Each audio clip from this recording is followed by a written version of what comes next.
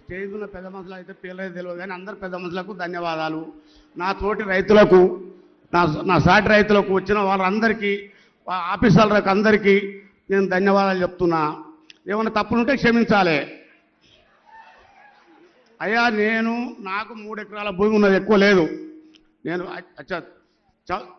చౌదరపల్లి యాచారం మండలం, రంగారెడ్డి జిల్లా. నేను ఎస్సీ ఫార్మర్. అయితే ఇప్పుడు నాకు 3 ఎకరాల పొలం ఉన్నది. 3 ఎకరాల పొలంలో 1 ఎకరా గార్డెన్ ఉంది, కడిల పందిరు ఉన్నది. ఆ కడిల పందిర్లా ఓ 3 రకాలు 4 రకాల కూరగాయలు పెడతా. కాకర బీర పైకి పోతుంది, కింద టమాటా, వంకాయ, మిర్చి, అది 3-4 పంటలు పండించుకుంటా 1 ఎకరాల. అదే తర్వాత తతిమ భూమిలో ఇప్పుడు మాకు ఇంకోటి హార్టికల్చర్ వాళ్ళు, అగ్రికల్చర్ వాళ్ళు సహకరించినందుకు మాకు ఎన్నో రకాలుగా ఆదుకుంటున్నారు. ఒకటి మా ఆచారం ఇబ్రాహీంపట్నం జిల్లాలో మొత్తం కరువు ప్రాంతం మాది.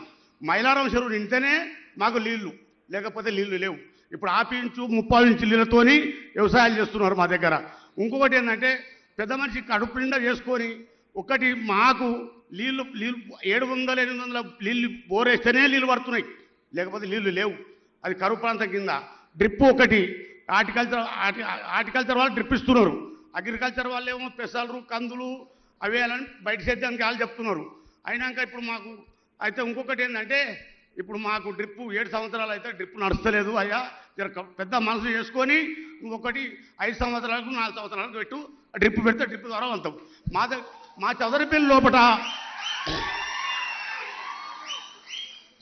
లోపట అయ్యా ఒక్క రోజుకు 6 డిసెంలో కూరగాయలు హైదరాబాద్ వస్తున్నాయి. ఒక్క రోజుకు రైతులు. నేను ఒక్కటి చెప్పినది కాదు, మా చైర్మన్ సాబ్ కోఆర్డినేటర్ సాబ్ ఉన్నాడు, ఆయన ఊరు మా ఊరు దగ్గర. అయితే అటువంటి అప్పుడు ఆయన ఎంత సహకరిస్తుడో మాకు అంత సహకరిస్తుండ ఆయన.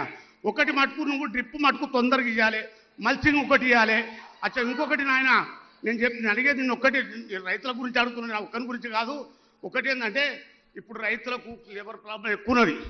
లేబర్ ప్రాబ్లం ఎక్కువన్నందుకు మాకు మిషన్లు కావాలి. మిషన్ అంటే పెద్ద ట్రాక్టర్ కాదు, బుల్డోజర్ కాదు, ఏ కావు, చిన్న పవర్ వీడాలు ఉంటే నేను ఒక 10 జాలు కొట్టుకుంటా, నా భార్య కలుపు తీసుకుంటుంది.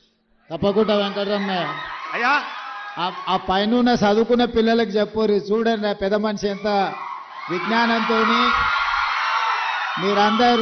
మీరందరు కష్టపడి చదువుకున్నది ఆయన అనుభవంతో ఎంత అల్కగా చెప్పినమ్మా. నాకు అర్థమయ్యేటట్టు మీకు కూడా అర్థమయ్యేటట్టు చెప్పి ఇంకొకటి చెప్తాను. ఆయన సిటీ చుట్టుముట్టుతో కూరగాయలు వండియాలని చెప్పాడు. కూరగాయలు